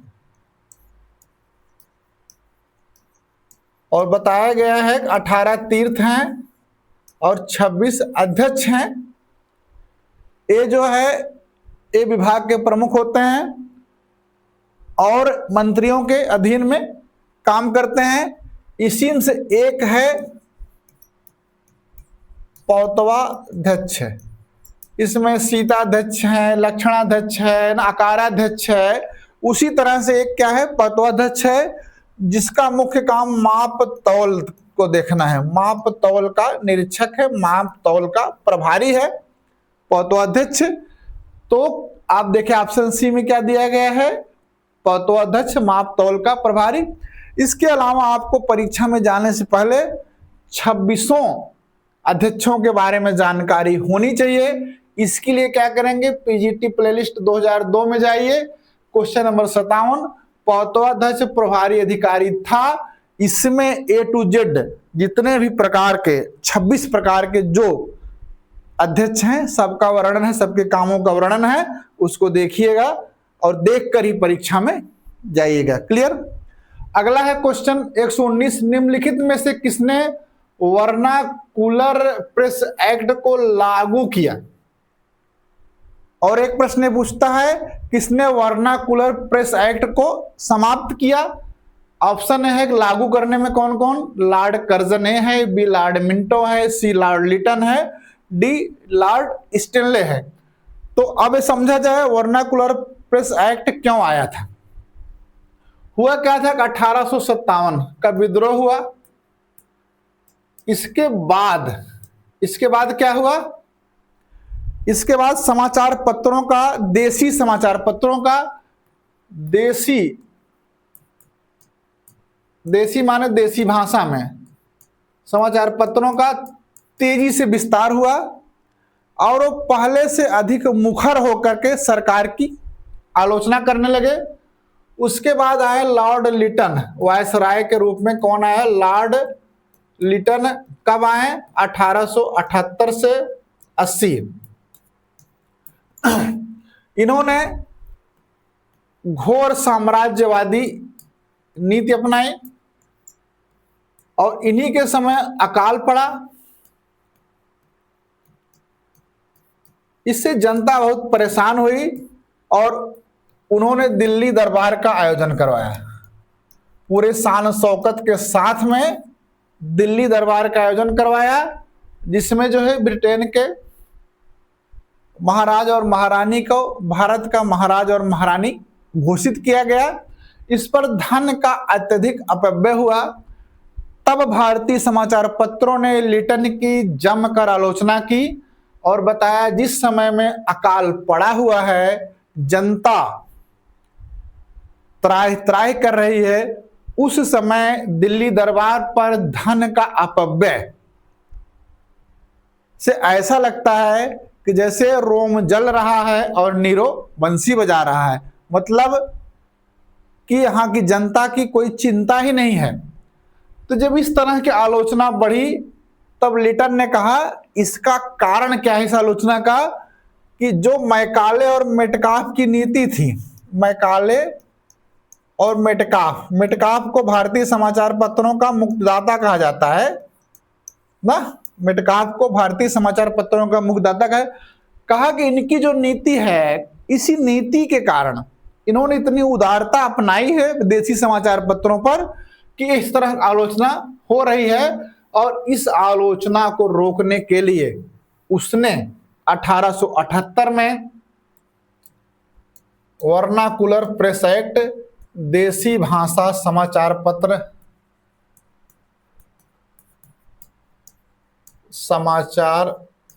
पत्र अधिनियम पारित किया।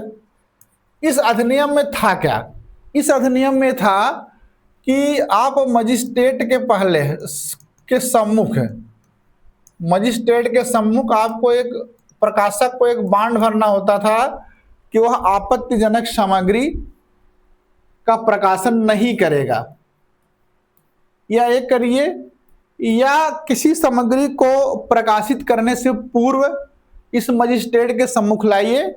अगर मजिस्ट्रेट इसको अनुमति देते हैं तो प्रकाशित होगी, अगर मजिस्ट्रेट अनुमति नहीं देते हैं तो प्रकाशित नहीं होगी।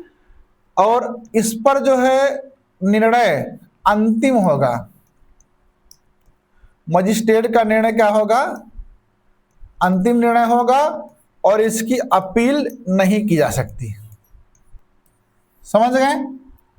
इस कारण से इस अधिनियम का विरोध हुआ। इस अधिनियम को कहा गया कि एक गैंगिंग एक्ट है। गैंगिंग एक्ट मतलब ऐसा एक्ट है जो गला घोंट दे रहा है। सुरेंद्र नाथ बनर्जी ने कहा ये बोल्ट फ्रॉम ब्लू है, ये आकाश से वज्रपात है। और इसका जो है विरोध एक आंदोलन के रूप में आगे बढ़ा। फिर जब 1882 में लॉर्ड रिपन जब वायसराय के रूप में आए तो उन्होंने वर्नाकुलर प्रेस एक्ट को रद्द कर दिया। अगर आपको एक पूछे किसने लागू किया तो लिटन ने लागू किया, किसने रद्द किया तो रिपन ने किया। समझ रहे हैं, लिटन और रिपन से जुड़ा हुआ मुद्दा है। उत्तर आपको पता चल गया कि ऑप्शन सी है। और इसको इससे पहले पूछा गया है, वहां से जाके देख लीजिए। पीजीटी 2003 में 2016 में वर्नाकुलर प्रेस एक्ट को किस गवर्नर जनरल ने समाप्त किया, किसने वर्नाकुलर प्रेस एक्ट को समाप्त किया, वहां भी यही सब व्याख्या आपको मिलेगी। क्वेश्चन नंबर 120 है, अभिनव भारत का संस्थापक कौन था? ए खुदीराम बोस, बी है बी डी सावरकर, सी है प्रफुल्ल चाकी और डी है भगत सिंह। 1899 में नासिक में मित्र मेला की स्थापना की बी डी सावरकर ने। किसने की? बी डी सावरकर ने। इसका उद्देश्य क्या था कि गणेश उत्सव मनाया जाएगा। यही जो मित्र मेला है 1904 में अभिनव भारत समाज में बदल गए। अभिनव भारत समाज में बदल गई। और अभिनव भारत समाज क्या था? इटली का एकीकरण जब विश्व इतिहास में पढ़ते हैं तो वहां इटली के एकीकरण में मेजनी की महत्वपूर्ण भूमिका थी। तो मेजनी ने यंग इटली एक संगठन बनाया था। तो यह यंग इटली की तरह गुप्त संगठन था जो क्रांतिकारी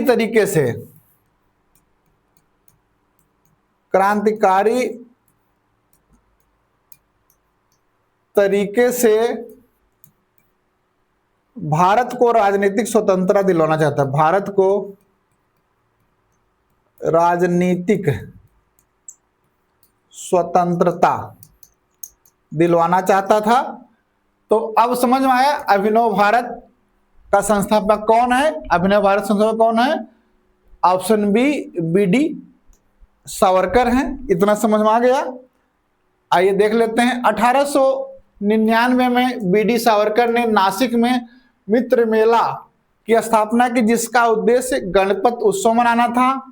मित्र मेला ही 1904 में अभिनव भारत समाज के रूप में परिणित हो गया।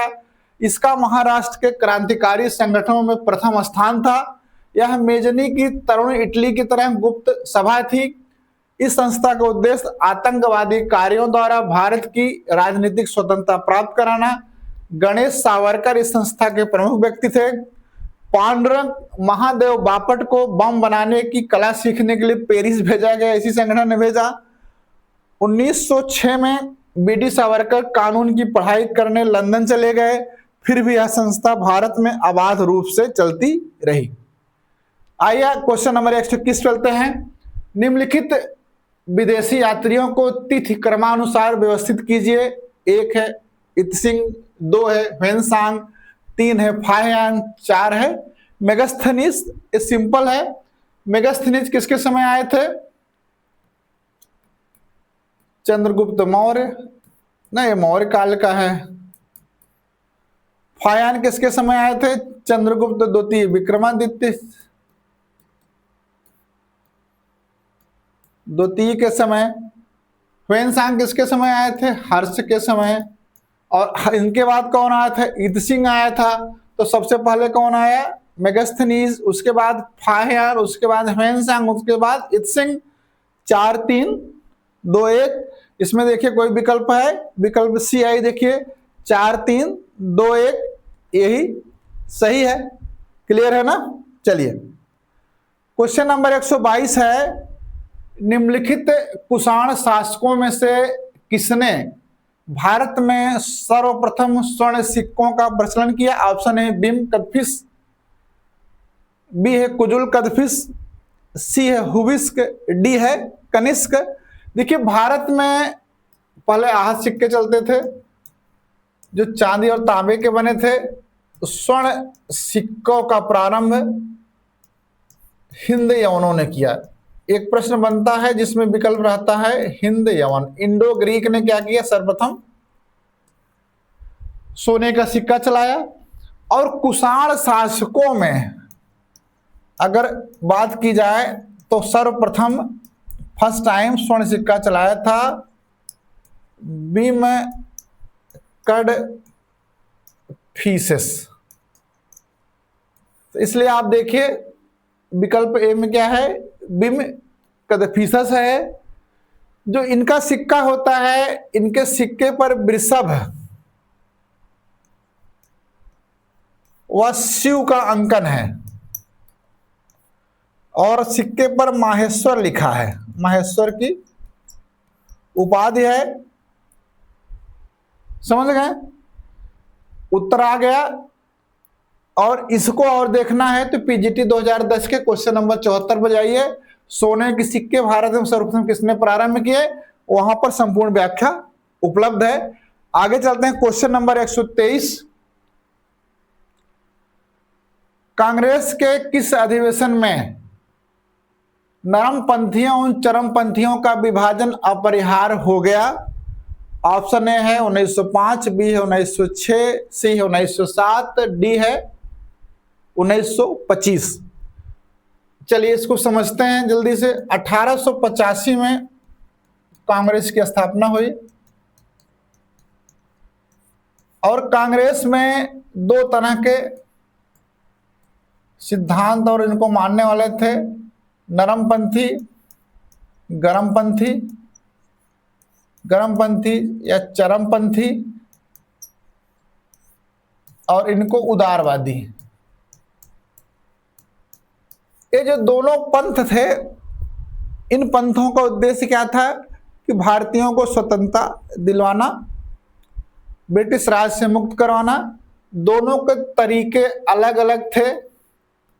इनका जो तरीका था ये अनुनय विनय आवेदन प्रत्यावेदन इन सब के माध्यम से नरमपंथी चाहते थे कि हमको एक डोमिनियन स्टेटस मिल जाए। और ये चरम जो गरमपंथी थे, ये जो है अपनी कार्रवाई के माध्यम से भारत को स्वतंत्र कराना चाहते थे। अब ये दो तरह के धड़े कांग्रेस में सम्मिलित थे। और जब 1905 में स्वदेशी आंदोलन, बंगाल विभाजन के विरोध में क्या हुआ? स्वदेशी आंदोलन प्रारंभ हुआ। अब इस आंदोलन पर नरमपंथियों का विचार था कि अभी भारत की जनता तैयार नहीं है, इसको आगे नहीं बढ़ाना चाहिए। लेकिन गरमपंथी क्या चाह रहे थे कि अब भारत की जनता स्वतंत्रता के लिए तैयार हो गई है, अतः इसको जो है बंगाल के बाहर, इन गरमपंथी बंगाल के बाहर ले जाना चाहते थे। इस मुद्दे पर दोनों में टकराहट थी और यह टकराहट सामने प्रकट होने वाली थी जब 1906 में कलकत्ता में कांग्रेस का अधिवेशन था। इसमें क्या है कि दोनों पक्ष अपने अपने पक्ष का अध्यक्ष बनाना चाहते थे। गरमपंथी तिलक को बनाना चाहते थे, नरमपंथी उससे सहमत नहीं थे। तब इसी बीच जो है दादा भाई नौरोजी का नाम लाया गया। दादा भाई नौरोजी का नाम लाया गया। दादा भाई नौरोजी दोनों नरमपंथियों गरमपंथियों दोनों में जो है सर्वमान्य नेता थे, दोनों में सम्मानित थे। जब 1906 में कलकत्ता में अध्यक्ष बने तब गरमपंथियों ने 4 प्रस्ताव पास कराए। स्वदेशी, बहिष्कार, स्वशासन और राष्ट्रीय शिक्षा, ये संबंधित 4 प्रस्ताव पास करवाए। 1906 के कलकत्ता अधिवेशन में पहली बार दादा भाई नौरोजी ने यह बात कही कि राष्ट्रीय आंदोलन का लक्ष्य स्वराज्य प्राप्त करना है। स्वराज्य प्राप्त करना राष्ट्रीय आंदोलन का लक्ष्य है। तो अब 1906 में दोनों के बीच जो टकराव था दादा भाई नौरोजी के अध्यक्ष बनाए जाने के बाद टला, लेकिन अंदर जो है बारूद घुमड़ रहा था। फिर जब 1907 में कांग्रेस का अधिवेशन होने वाला था, तो अधिवेशन के लिए नागपुर पहले निश्चित किया गया, लेकिन नरमपंथियों ने यहां चाल चली और उन्होंने स्थान सूरत करवा लिया। सूरत करवाने का उद्देश्य था, सूरत नरमपंथियों का गढ़ था और स्वागत सीमित में नरमपंथियों की संख्या अधिक थी और जो प्रस्ताव चाहते वो पारित करवा सकते थे। और गर्मपंथियों में था कि जो उनके 4 प्रस्ताव पारित किए गए हैं, स्वदेशी, स्वशासन, बहिष्कार, राष्ट्रीय शिक्षा, उसको ये समाप्त करवाना चाहते हैं। इस तरह से जब सूरत में अधिवेशन शुरू हुआ तो बहुत ज्यादा शोर शराबा, अंतर्कलह पड़ा और नरमपंथियों के जो नेता थे उन पर जो है कहते हैं कि एक जो है जूता मंच पर गिरा और उसके बाद दोनों धड़े अलग हो गए। तिलक ने अपनी राह पकड़ी और ये कब हुआ था? 1907 में, इसलिए ऑप्शन सी 1907 इसमें सही है। समझ रहे हैं? आइए इसको तेजी से देख लेते हैं। 1905 से 1907 के मध्य गर्मपंथियों नरमपंथियों के पारस्परिक मतभेद खुलकर सामने आ गए। गर्मपंथी स्वदेशी और बहिष्कार आंदोलन को पूरे देश में फैलाना चाहते थे, जबकि नरमपंथी इस आंदोलन को केवल बंगाल तक ही सीमित रखना चाहते थे। 1906 में कांग्रेस के कलकत्ता अधिवेशन में अध्यक्ष पद को लेकर दोनों दल विभाजन के कगार पर पहुंच गए। गर्मपंथी तिलक को अध्यक्ष बनाना चाहते थे, किंतु गर्मपंथियों को कांग्रेस के अध्यक्ष पद से दूर रखने के लिए नरमपंथियों ने एक चाल चली। भूपेंद्र नाथ बसु ने दादा भाई नौरोजी को इस अधिवेशन का अध्यक्ष घोषित किया, जिसके नाम पर किसी ने विरोध नहीं किया। इसी अधिवेशन में गर्मपंथियों ने स्वदेशी, बहिष्कार, राष्ट्रीय शिक्षा और स्वशासन से संबंधित 4 प्रस्ताव पारित करवाए और पहली बार दादा भाई नौरोजी ने स्वराज्य को राष्ट्रीय आंदोलन का लक्ष्य घोषित किया। 1907 में अधिवेशन का स्थान नागपुर निर्धारित किया गया था, लेकिन उदारवादियों ने माने नरमपंथियों ने युक्ति लगाकर अपने गढ़ सूरत में करवाया, क्योंकि सूरत की स्वागत सीमित में उदारवादियों का बहुमत था, जबकि नागपुर की स्वागत सीमित में उग्रवादियों का या गर्मपंथियों का बहुमत था। 1907 के सूरत के अधिवेशन में उदारवादियों ने एक बार पुनः कूटनीतिक चाल द्वारा अपने ग्रुप के व्यक्ति डॉक्टर रास बिहारी घोष को अध्यक्ष चयनित करवा लिया। परिणाम स्वरूप कांग्रेस में फूट पड़ गई। तिलक को अपने साथियों सहित कांग्रेस छोड़कर अलग होना पड़ा। उन्होंने कांग्रेस से अलग उग्रवादी आंदोलन जारी रखा। इसको यहीं पर छोड़ते हैं, फिर आगे कहीं चर्चा करेंगे। अब अगला क्वेश्चन देखते हैं, क्वेश्चन नंबर 124। महात्मा गांधी के राजनीतिक गुरु कौन थे? ऑप्शन है सीआर दास, बी है बीजी तिलक, सी है दादा भाई नौरोजी, डी है गोपाल कृष्ण गोखले। ये रिपीटेड क्वेश्चन है, इसका सही उत्तर क्या है? गोपाल कृष्ण गोखले। और इन्हीं के सुझाव पर गांधी जी ने पूरे देश का भ्रमण करना प्रारंभ किया और कांग्रेस को ज्वाइन किया। इसके लिए 2011 के क्वेश्चन नंबर 117 देखिए, महात्मा गांधी के राजनीतिक गुरु थे। प्रश्न 125 है, चंद्रगुप्त द्वितीय ने अपनी पुत्री प्रभावती गुप्त का विवाह किस राजवंश के राजा के साथ किया था? ए है पल्लव, बी है सातवाहन, सी है वाकाटक, डी है कदम। किसकी बात हो रही है? चंद्रगुप्त द्वितीय का। एक प्रश्न पूछता है इनके और कौन से नाम हैं? तो इनके और नाम है देवराज, देवगुप्त, देवश्री। इनके अन्य नाम हैं, इनकी उपाधियां हैं विक्रमांक,